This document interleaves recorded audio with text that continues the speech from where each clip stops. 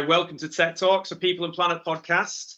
Today, I'm delighted to be joined by Lorri Haines, the CEO and founder of mental health and wellbeing app, Shoorah. Hi, Lorri. Nice to meet you. How are you? I'm very well, Lee. Thank you so much for having me. I've been super excited for this podcast. Yeah, absolutely. And I'm really keen to learn more about you guys as well. I think, mental health and well-being is becoming more and more front and center in people's lives now, isn't it? So I'm really interested to learn about the product and the mission and all of that good stuff. So, why don't you kick it off at the start? What is the problem? And what's the business mission? What are you guys doing to solve that? So we've created a platform that's easily accessible for anybody, anywhere, at any time. Now, as we all know, mental health doesn't wait for you to get home from work. It doesn't wait for you to get back, right? Whichever way around. Mental health strikes whenever it decides it wants to strike. And usually it strikes very hard for long periods of time. So we knew that we needed something, a tool, and it has to sit on something we've always got with us. And let's be honest, everybody carries a phone around with them, yeah? Usually to scroll through social media, which we know has a negative impact amongst other things. So we thought, let's put something in a mobile application so it can sit on the device of the user and it can be accessible whenever they need it most. Love it. Okay. And so what does it actually encompass then in terms of mental health? Does it focus on one particular area of poor mental health, or is it all encapsulated? So we've got two things really. So we've got a preventative tool, which is the whole preventative setup, and we've got the crisis element, which is launching very soon. So I won't go too much into our crisis tool because there's a lot to it, but let's focus on what it is now, backed by the data and the statistics of what we've done in the industry and what we've changed today. So the preventative side of Shoorah, now when you say does it particularly focus on one thing, it doesn't actually focus on one thing unless you're titling it mental health and well-being. But we know there's a huge remit around that and it goes down in stages, right? As in the triangle, there's always that at the top. But what does it mean when you peel back the layer, the onion of what do we actually do to facilitate and help enhance those guys that have problems, issues, or maybe just a slight dent in their well-being that they want to make better?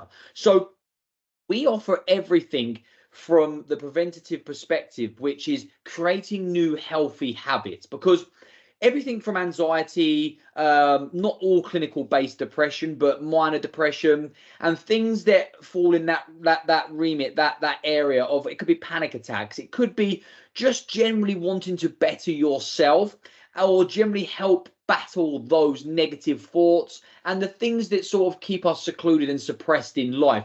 So what Shoorah does, it helps people to break those virtual boundaries, remove those virtual barriers, and really help you to guide you in the Shoorah circle on how you can better yourself. How do you step outside that comfort zone? So we offer features such as rituals.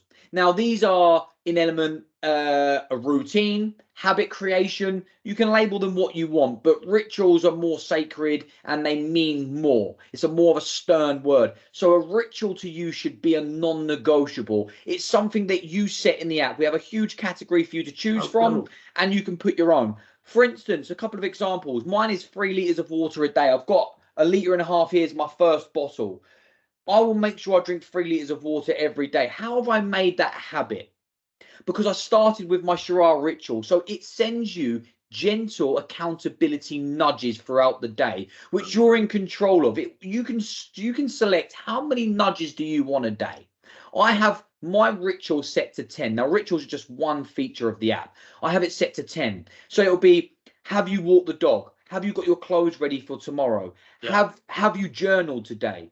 Have you drunk your water? Have you taken your supplements? Have you, whatever it might be that suits you and your lifestyle, things that you're doing currently, things that you would like to do more. Because when that goes ding on my phone and on my smartwatch, I look at it and go, water. I drink it. I put it down. I carry on with my day. The human brain cannot comprehend doing those tasks without those gentle nudges, right? And I think you hit the nail on the head there as well with the word gentle, because this is my opinion, but I think a lot of people, when it comes to mental health, they get a bit freaked out by it. Yeah, so because they're like, people are thinking, oh no, am I ill? Am I this? Am I that? Well, perhaps, but also perhaps not. Perhaps you just need some sort of gentle nudge. It's a little bit, and I'm sure there's some sort of endorphin or some sort of hormone that gets released every time that you hit a nudge and you drink that water. You're like, oh, actually, I've accomplished something there. So what happens is you trigger the reactive reward system that which is incentivized by dopamine release because you've achieved something. So when you do that, you've achieved something. You've nourished your body just by using the water as an example here. So those are impactful things that work in a positive fashion. So it could be anything like text an old friend. Sometimes we forget to do that because we're so busy with our own lives, and they're like, I'll literally see the notification and I'll go through my WhatsApp and go, James, I haven't spoken to him in a little while, and I'll send a voice like, hey James, how's things, mate? I hope you're well. What's been going on? Hit me back. Done. Now, it was a gentle reminder to do that, because we're all so entrenched with calendars and schedulers and tasks and project management softwares and everything else. But what we don't have is those gentle little accountability nudges that help push you in the right direction. Now, you can choose to ignore that, but you are the person that set that up. And this then leads into the next step, because that's just ritual creation, which helps you do better things, right? Which in turn will become habits. Habits then will help you create the lifestyle that you obviously would want to have. So it's that first part.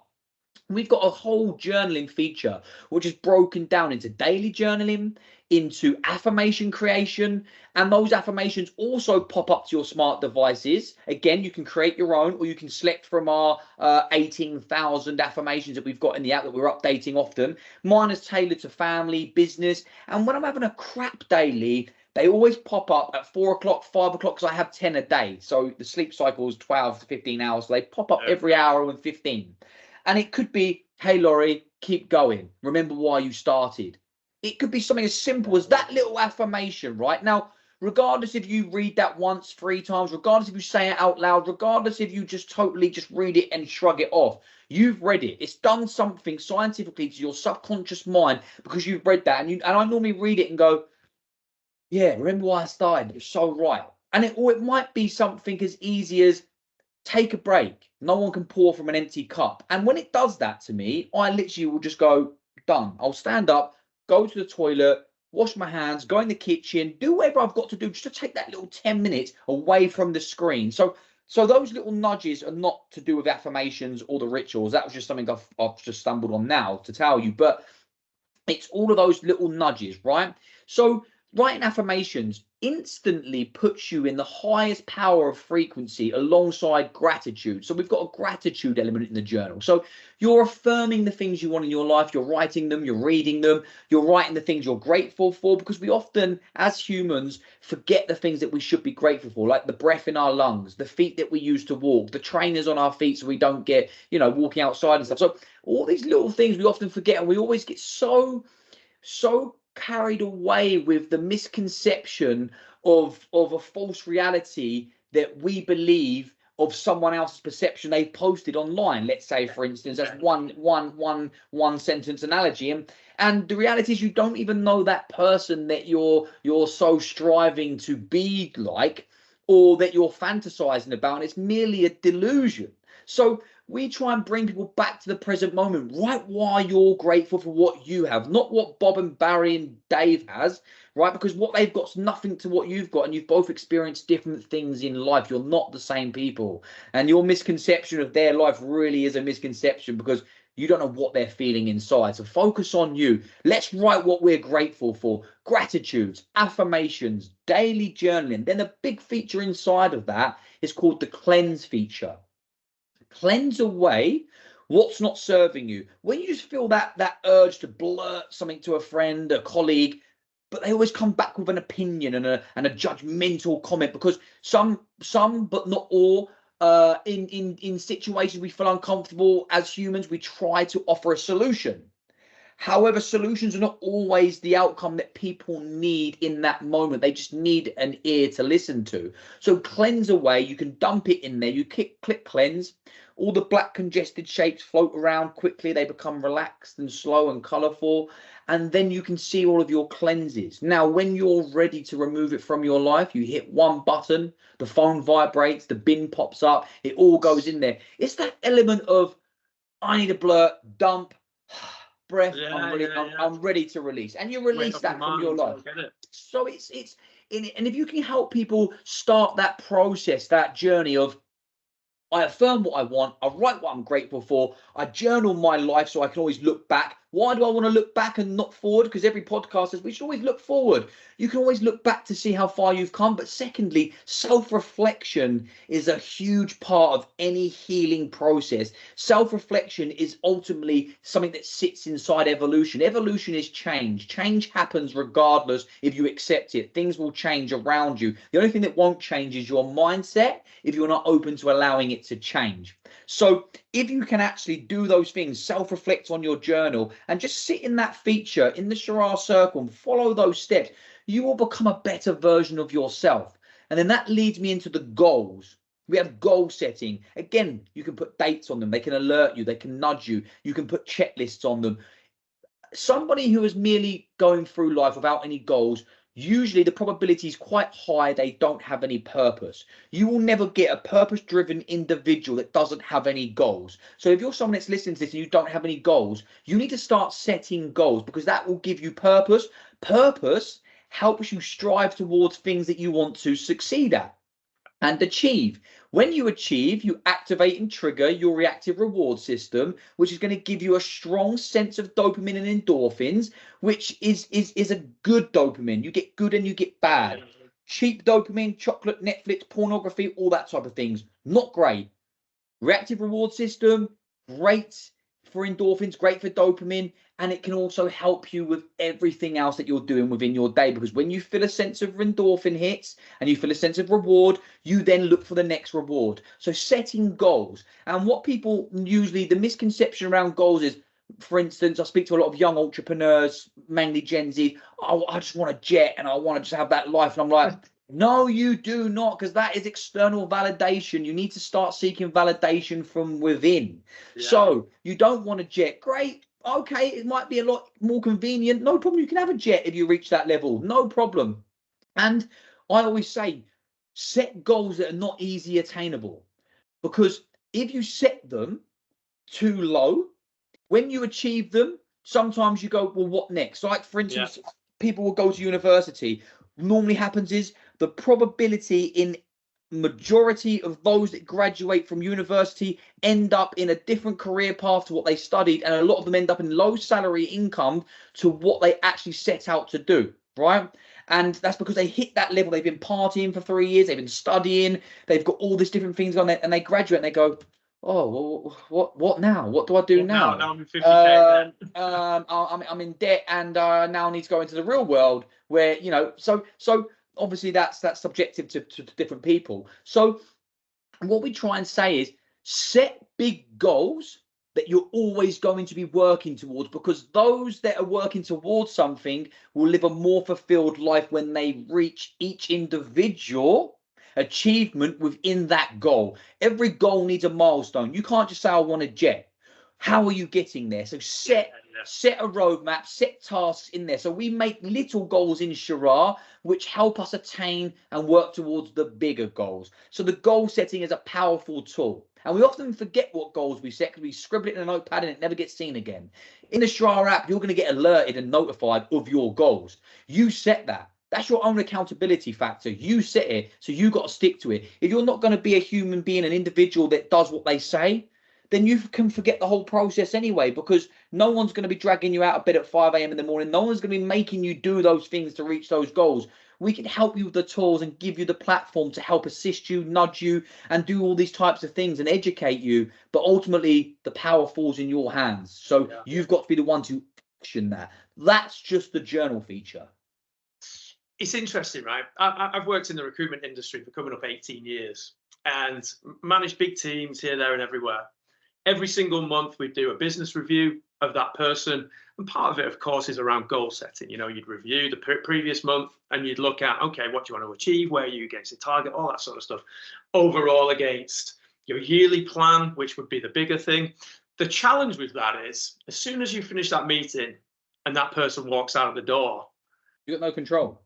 No control and very, very little accountability to that person.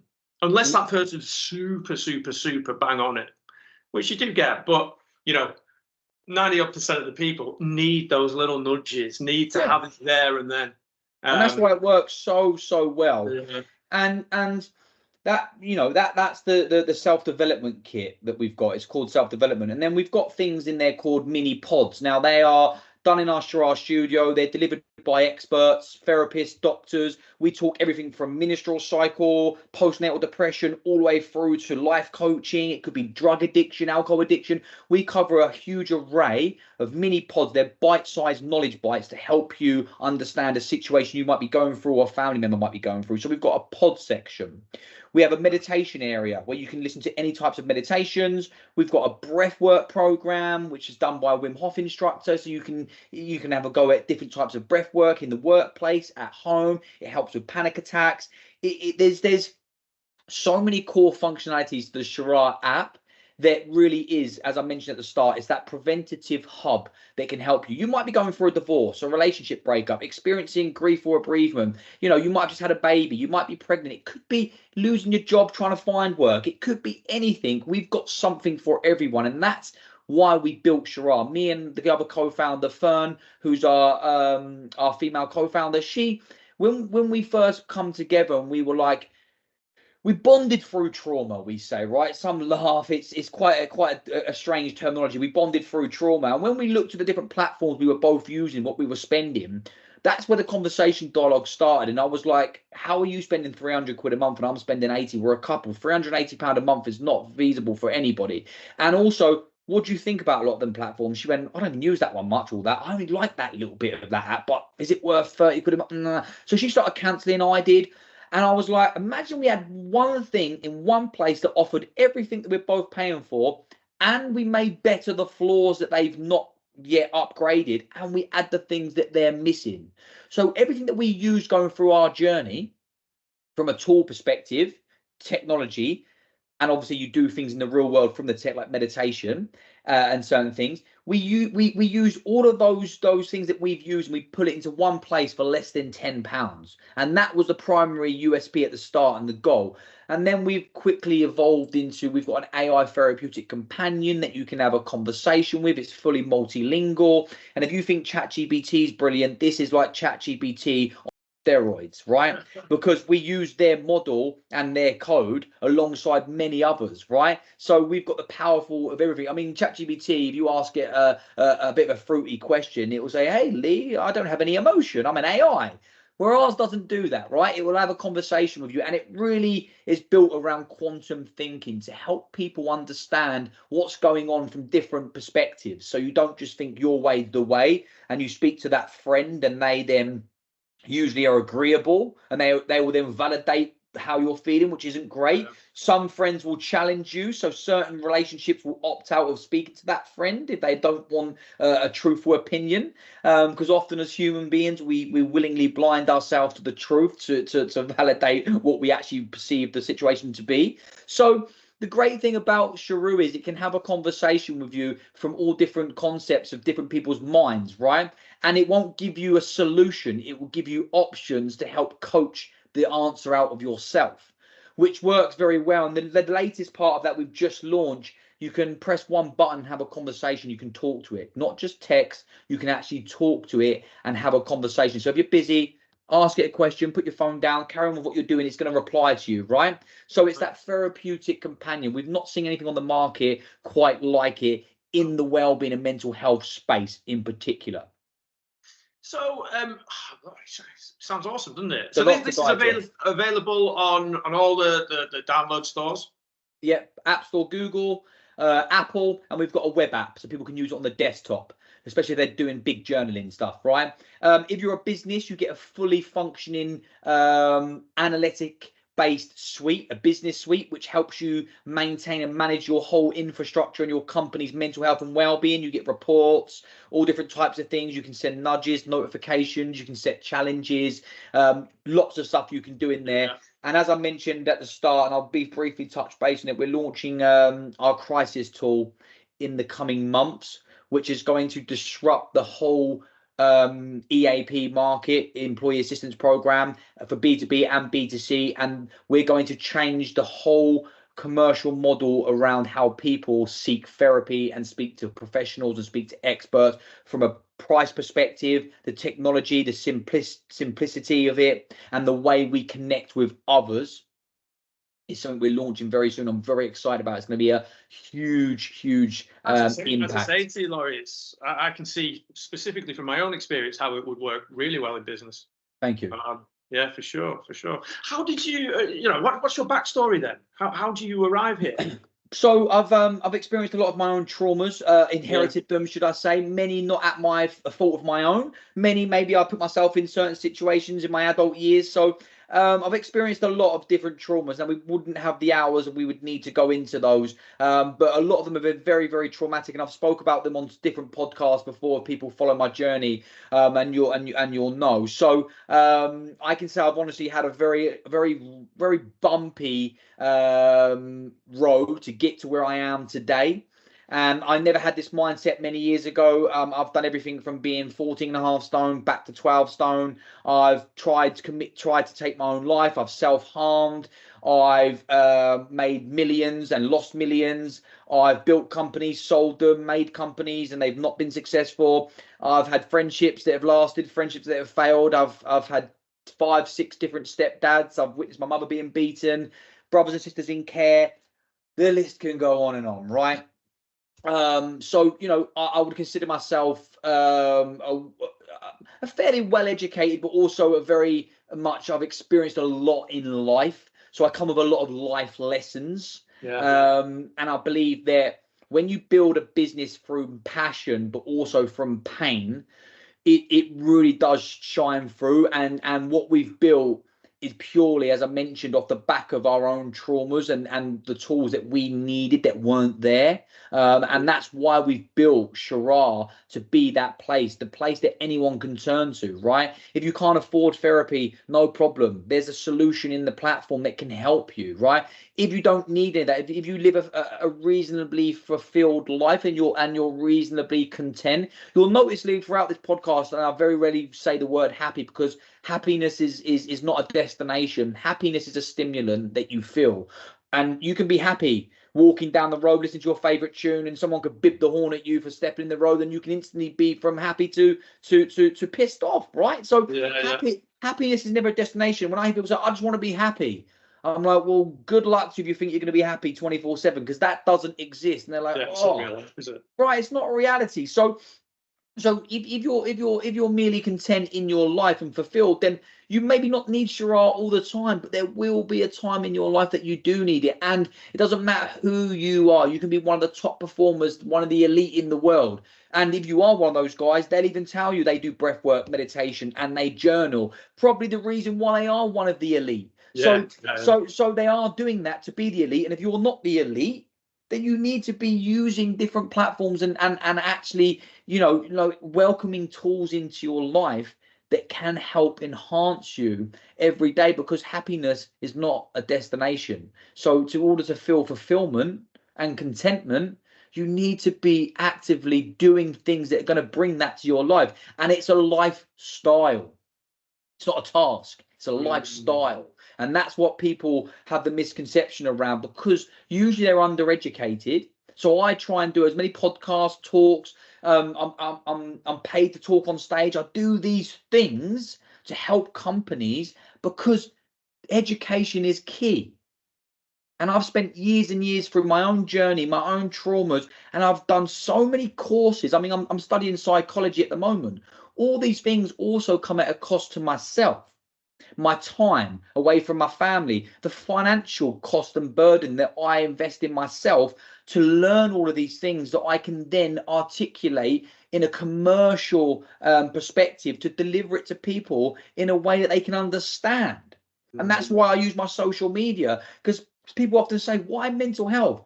And they're so right. I can start any business. I've been an entrepreneur for many years. I can start any company. I've got social media platforms, TV. I've got presence. I've got everything that I need. So why do I put all my extra time into a product that I've spent over £350,000 building and 2 years of my life every day? Why have I done that? Because I want to leave a legacy and make a change. I want to leave a footprint in this space, and people need to hear these types of things. And you can see just by speaking to you that you're super passionate about it, and that's why you've done it, isn't it? You know, because you actually believe in it. You believe in the mission. You've felt, you know, you've had personal inspiration from it. I'm purpose driven because I'm purpose driven by my passion. Now, you can pay me all the money in the world. I'm successful in my own rights if you use success as a monetary value, right? Let's use that as a mechanism, because a lot of people use money at the forefront of everything they do, right? So why not do something else where I can make more money? It's not about money. I was never driven. You can't get me into an office to do sales for millions, because I don't care about making sales for that company. And that's why I stepped into this space, and I've closed my other companies. I've walked away from a huge salary, from an income, to do what I'm purpose driven, because for me, I have to be working on something that brings me value. Jesus, I could not go into an office and work in an environment that I wasn't happy, because I would be unhappy. I could do all the meditation and breath work in the world, but instantly I'm going to be unhappy, right? And I know this is not advice for anyone to just quit your job tomorrow. By far, don't do that. But look at your surroundings. Look at where you work, who you work with, because you are one of the five, one of the three, whichever the analogy you want to use, that you spend your time with. And you're sat around negative people doing a job that you hate, and you live in a household of people you don't get on with and don't enjoy. You are merely wasting that one life that you are granted. And one thing that's guaranteed in that one life that you are granted is death can strike at any time. It's an interesting one, isn't it? Because it could be that they don't like the job. Or it could be that they've got a few of these other things. It could be that they've got crap sleep, or they're not doing the affirmations, or they're not doing the goal setting, and they're not doing the, you know, all of these things that we talked about in the show. And perhaps if they had that, then that job that they absolutely hate, they would be getting some more intrinsic benefit from.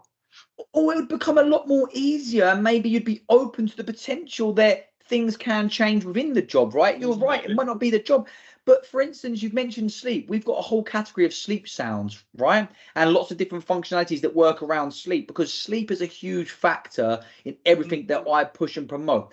Sleep is something that basically, if you don't get the right amount of sleep, or you don't go to bed at the right time, you don't wake up at the right time, you mess up your circadian rhythms. Your circadian rhythms are what regulate your mood. So not having the correct bedtime or the same bedtime, not waking up at the same time, means you're going to be enhancing the fact that you're going to deregulate your circadian rhythms. Now that's going to deregulate your mood. So if you have crap sleep, you have a crap mood. What does a crap mood mean? You're looking for pick-me-ups. What are you going to do? Binge Netflix, scroll through social media, eat junk food, eat sugar, because you need false and cheap dopamine. So you eliminate the oxytocin, the serotonin, the things that relax you, the things that help you feel content. So sleep is a huge factor. How do you get good sleep? A sleep routine. Pick a bedtime, stick to it. You're not a child, stick to it. Wake up at the same time. Do not snooze your alarm, because you go back into a sleep cycle. Your body's then not ready to wake up. And then you wake up feeling more groggier than you did before you went to bed. Grogginess then leads to lack of exercise. Lack of exercise leads to poor mindset. It's a vicious cycle. You've got vicious cycle versus Shoorah cycle. Follow the cycle and follow the circle, and it will help enhance your life. So sleep is a huge factor. Drinking enough water will help sleep. Interesting. All these types of things. What comes next? You mentioned the business. Can you speak too much about that at this stage? Yeah, so we're about to announce some big partnerships from Shoorah's perspective this year. We're about to launch some other great features, stuff for children, for kids, lots of stuff around that. And we've also just launched our action board, which you mentioned earlier about goals. We work with recruitment companies, some of the biggest in the UK actually, and some of those guys use pledge boards. Yeah. So businesses would use pledge boards. Some people would know things as vision boards, and you would have seen platforms like Pinterest where you can drag and drop photos around. We've got a combination of them all in one. It's called Shoorah Action Board. You make your own action boards, add the images, add the words, convert them to goals, and you can save them as images, as your screensaver, share them to friends. It could be a holiday you're going on. You can put an action board together. It doesn't have to be a jet and a boat and a Rolex. It could be merely something you want to achieve with your friends, with your family, for yourself, your wedding, a job, and you put the pictures there. And basically how the brain works in a simplistic format is when you think about something, you need to speak about it. By speaking it, you're putting the frequency out there. That means you're going to visualize it. In order to action something, you must visualize what you're actioning, because you need somewhere to head towards. You can't get in the car and just drive, because you'll end up going round in circles, going nowhere. You need to have a destination. So you need to have an actionable point, right? So when you create an action board, you are now setting yourself up to work towards an active goal, a vision, a place that you want to be at. So that's why action boards are so powerful, and we've got a fully functioning action board feature. We've linked it with a platform called Unsplash. So you've got millions of 4K and HD images in there to choose from. So you've got no excuses to create an action board. You can see how it could work in sport as well, couldn't you? Yeah, massively. Sport, Definitely. education. Yeah, We work with charities. Yeah, so for the business, we're going to be rolling out internationally over the next 12 to 18 months, take it to all the Western countries first, America, Europe, Canada, Australia, New Zealand and stuff. We are making a lot of our pods and meditations multilingual at the moment. You can read the words in any language, but the voices are all English. But when you speak to our therapy tool, Shoorah, which is Shoorah's trusted guru, that is fully multilingual, speaks every language. You've even got voice options to choose whatever you want. So that is fully multilingual. Where's the name come from? Shoorah is one of the words used in a famous song with Elton John and Dua Lipa. It's in the chorus. It was my favourite song when I met Fern. It come on in the restaurant, and I was dancing. I was like, I love this song. This is my song. Everyone sends it to me. She was like, no, it's my song. I was like, really? She went, I love it so much. So we both had the same song, and when we were thinking of words to use, everybody uses things like headspace, calm, better health. They're all relevant to what they are, right? So we were like, well, let's just do that, and then yeah, we were consulted on, but then brand awareness, it doesn't say what it is, and then I was sort of like, well, look at Apple computers. If that had a banana on it and that was all you ever knew, you would say, oh, have you got your banana Mac? Like, like. It is what it is, right? And I wanted to take that word, that name that meant something to us, and make it ours. I literally Googled it before we spoke. I was like, Googling away. What does Shoorah? And I was like seeing all these like deep Hebrew meanings for it. Yeah, it means. And then it said it's part of an Elton John song. It's like, it can't be that, surely. Yeah, so that is one of the funny reasons behind it. But also from the Hebrew and the Arabic perspective, it means beautiful, powerful queen. Yeah. And that's what Fern is to me, to the business. She's an inspiration to many as well. So that's why we chose that. It was totally aligned with those two reasons. And again, the third reason was I wanted something that when you Google it, it's us. I don't want to be caught up with lots of other stuff. If that makes sense. It does. Lorri, it's all we've got time for. Really good to speak to you. Really Thank you so much. Thank you for having me. Best of luck for the future. Guys, Lorri Haines from Shoorah.